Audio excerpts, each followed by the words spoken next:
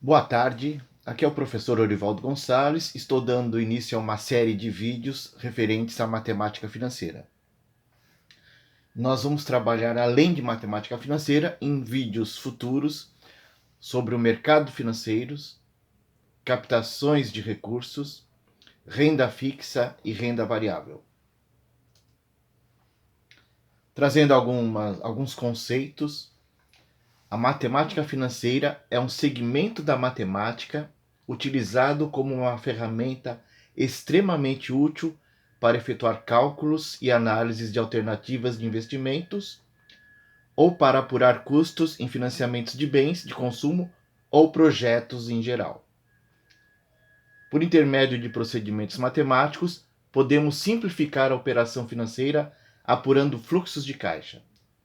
Para que os cálculos sejam efetuados, precisamos de informações relativas ao capital envolvido no investimento ou no financiamento, a taxa de juro, o tipo de juro, se simples, composto ou misto, e o prazo para pagamento do valor tomado junto ao mercado ou o valor a ser resgatado em um investimento. Estamos falando aí de aplicações financeiras também. Mais alguns conceitos. Capital é o valor aplicado em alguma operação financeira ou o valor tomado junto a algum agente de mercado. Na linguagem de mercado, o capital também é denominado como principal, valor atual, valor presente ou valor aplicado. Nas calculadoras financeiras, como por exemplo HP12C, esta que está aqui na tela, uma imagem dela, ou a BRTC-FC12, é uma calculadora que compete com o HP12C. Então ele é chamado pelo termo em inglês Present Value. Em ambas as calculadoras citadas há uma tecla PV, como podemos ver aqui indicado por essa seta. Então, continuando com mais alguns conceitos, juros é o valor da remuneração do capital alocado em algum investimento. Para o tomador dos recursos, é o custo do valor captado para a realização de algum investimento produtivo ou puramente financeiro. Os juros podem ser capitalizados em dois tipos de regimes, que são os juros simples e os juros compostos. Nós temos aqui um exemplo de um capital de 10 unidades, atualizado por um juros que gera uma 11ª parte aqui. Então, o total do capital investido, acrescido dos juros, nós passamos a dar o nome de montante. Alguns economistas se referem aos juros como sendo o aluguel dos recursos financeiros colocados pelo doador de recursos à disposição do tomador de recursos. É o custo do dinheiro para o tomador e a remuneração para o doador destes recursos. Juros, o valor dos juros não representam apenas a remuneração do capital colocado à disposição do tomador do recurso. Ele também tem a função de cobrir riscos e até mesmo o impacto da inflação pelo período negociado. Então, os juros eles têm a função de remuneração do capital, risco da operação, correção de inflação e sobrando, por fim, um spread. O ganho real de quem está colocando o dinheiro à disposição do mercado é o spread. Ele tem que considerar o efeito da inflação pelo decorrer do tempo, o risco da operação, de não retorno do pagamento, e a remuneração do capital. Os regimes de juros. Nos juros simples, a capitalização é efetuada periodicamente sobre o valor original aplicado ou emprestado, sem produzir o efeito de juros sobre juros. Alguns autores preferem dizer que nos juros simples não há capitalização. Juros compostos, a capitalização é efetuada periodicamente, adicionando-se os juros ao valor do capital. Com isso, temos o efeito dos juros sobre juros, os chamados juros compostos. Vamos dar um exemplo aqui de juros simples. Se plotarmos os valores de principal acrescido dos juros calculados periodicamente em um gráfico, teremos a figura de uma reta, como o gráfico aqui demonstra, ou como alguns denominam, curva de juros linear, conforme já demonstramos aqui. Nós podemos ver que foi é considerado um principal de 200 mil, a uma taxa mensal de 13,5%, o que é muito alto, gerando um juros mensal de 27 mil. Nesse caso dos juros simples, o cálculo é sempre feito com base no valor original de 200 mil. Por isso que o valor de juros é igual ao longo de todos os 12 meses. 200 mil a juros simples em 12 meses se transformam em 524 mil. Por isso que é descrita uma reta. Já nos juros compostos, os valores de principal acrescido dos juros calculados periodicamente em um gráfico, teremos a figura de uma curva, conforme demonstrado nesse gráfico. Ou como alguns denominam, curva de juros compostos, conforme já comentamos. Neste caso em particular, juros compostos, o primeiro valor à base de cálculo são os 200 mil, utilizando aquela mesma taxa de juros de 13,5% ao ano, nós temos o primeiro valor de juros em 27 mil. Só que para o segundo período, a base de cálculo não é mais o principal de 200 mil, mas sim o valor de principal de 200 mil mais os juros do período. Então a base de cálculo passou a ser 227 mil. Agora os juros no segundo período são de R$ 30.645. Mês a mês, em função da elevação da base de cálculo, os juros vão aumentando, chegando ao final de 12 meses, 200 mil se transformam em R$ 914.071,85. Quanto maior for a taxa de juros e ou o prazo da operação na capitalização de juros compostos, maior será a inclinação da curva. Eu fiz um exemplo bastante exagerado, num valor de aquele mesmo valor que nós iniciamos, de 200 mil reais, só que agora 13,5% de juros ao mês ao longo de 10 anos. Vocês podem perceber a grande inclinação da curva a partir de um determinado período. Então nós vemos aqui que um valor de 200 mil reais vira praticamente 800 bilhões de reais. Centena, milhar, milhão, bilhão. Percebe? Mas é que esse exemplo é exagerado. A taxa de juros de 13,5% ao mês é algo que praticamente não existe numa economia que seja sólida. Os juros compostos, mesmo no longo prazo, se a taxa de juros for muito pequena, nesse exemplo 0,35% ao mês, 200 mil se transformam em algo pouco superior a 300 mil reais. E a inclinação da curva é muito suave. Então, apenas longos períodos associados a elevadas taxas de juros conseguem criar um efeito de curva tão grande e uma capitalização gigantesca, como podemos ver no quadro à esquerda. Os juros também podem ser conceituados como custo do aluguel do recurso financeiro colocado à disposição de quem deseja antecipar o prazer da utilização de um bem. Então a lógica aqui é a seguinte: imagina que você quer ter um carro e não tem dinheiro para comprá-lo à vista. Você financia. E o custo dessa antecipação em ter o carro, a gente chama de economia de antecipação do prazer. E custa caro, né? Para você ter aquele carro hoje, o custo em juros ao longo do tempo que você estará pagando as parcelas é muito grande. Às vezes chegando a dobrar ou triplicar o valor do bem que você comprou. Esta remuneração do valor aplicado pelo doador de recursos lhe gera receita financeira. E para quem está tomando o recurso, é o preço da antecipação do prazer em ter o bem de forma financiada e representa uma despesa. E quanto maior for o risco de recebimento do valor colocado à disposição do tomador, maior será a taxa de juros. Então a taxa de juros leva em consideração qual é o risco de retorno do dinheiro pelo tomador para o doador de recursos.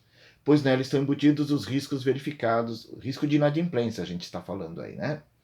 Pelo doador de recursos ao analisar a pessoa física ou jurídica que necessita de tal valor, bem como a finalidade do recurso. Também é levado em consideração no cálculo do tamanho da taxa de juros qual é o destino do dinheiro. Se é um financiamento de um bem físico, uma casa, um prédio, um caminhão, uma máquina, o próprio bem é a garantia do financiamento. Então a taxa de juros tende a ser mais baixa. Mas quando a gente fala, por exemplo, de empréstimos, em que é colocado dinheiro na mão do tomador, o risco é maior, por isso as taxas de juros são maiores. As taxas de juros são apresentadas em forma de percentual, seguidas do período a que se referem. Por exemplo, 3,5% ao ano ou 3,5% ao mês.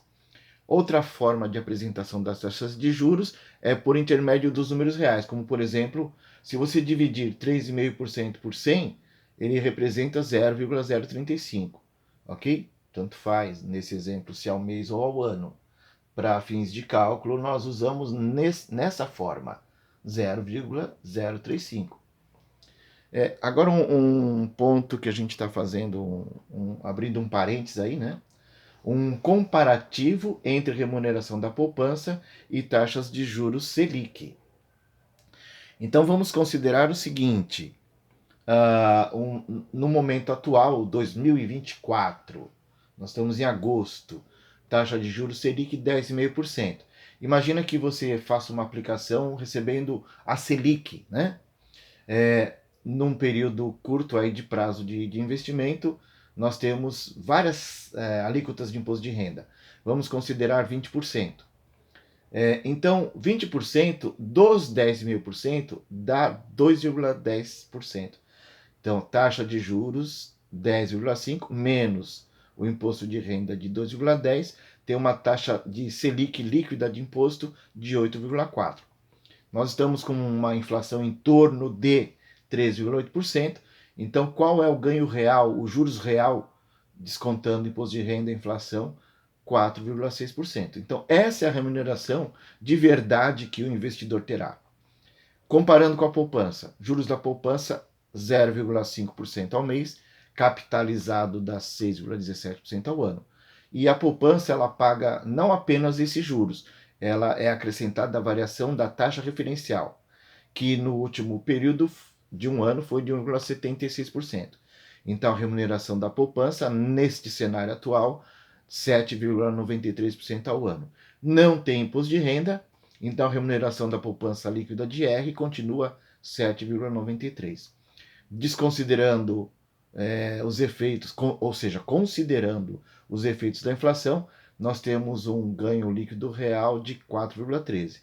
Então, nesse cenário de uma aplicação que paga Selic, comparado com a remuneração atual da poupança, a diferença é muito pequena, tá?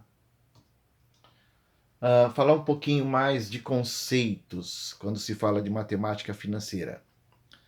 Nós temos valor presente, é o valor inicial, ou como geralmente é tratado pelo mercado, como valor em D mais zero.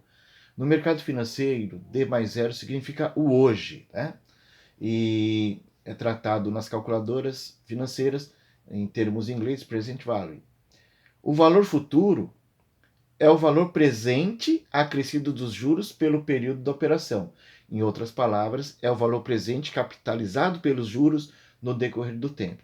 Valor futuro também é conhecido como o valor ao final dos fluxos, né, financeiros aí. E nas calculadoras está também em inglês. Valor do dinheiro no tempo. Com o decorrer do tempo, o valor presente é capitalizado conforme o tipo de regime de juros. Por exemplo, juros compostos, até o seu vencimento, perfazendo desta forma o valor futuro de uma transação financeira. Para ilustração, temos o seguinte exemplo aqui, né? Imagina uma aplicação financeira no valor de R$1 milhão, pelo prazo de 12 meses, com juros compostos, né, que eu havia comentado, com resgate numa única parcela lá no final. Considerando aí uma taxa de juros de 1,82% ao mês, que seria uma taxa muito boa nesse momento, tá? O valor a ser resgatado será de R$1.241.644,05. Se plotarmos num gráfico, em função do prazo ser pequeno, o gráfico descreve uma curva com pouca inclinação, quase que uma reta, né? Então, no primeiro mês, 1 milhão vezes 1,82% de juros dá 18.200. Para o segundo mês, por ser capitalizado, a base de cálculo não é mais 1 milhão, mas sim 1.018.000. Nós temos aqui o crescimento dos juros mensais. 1 milhão, ao final do período, vira 1.241.644,05. Nesse exemplo, pelo fato das taxas de juros serem razoavelmente pequenas e o prazo também ser curto, 1 ano só, a curva descrita no gráfico demonstra uma leve inclinação, levíssima inclinação. Lembramos que a inclinação da curva está diretamente associada ao prazo. Quanto maior o prazo e quanto maior a taxa de juros, maior será a inclinação da curva, tá? Para você fazer manualmente, a fórmula é a seguinte: valor futuro é igual a valor presente vezes 1 mais i elevado ao n. O i é a taxa de juros e o n é o prazo, ok? Vamos dar sequência aqui, né? Nesse caso, o i é 1,82, o n, que é o prazo, são 12 meses. Vamos fazer esse cálculo num simulador de calculadora de HP12C, tá? Então nós temos aí, primeira coisa que você faz, você digita 1,82, Enter, 100 divide, vamos deixar aqui com 4 casas, e acrescenta 1. O 1 representa o inteiro, representa o todo, aquele 1 milhão de reais. E o valor de 1,82% transformado em número real. A partir desse ponto, nós vamos capitalizar por 12 meses. Pronto.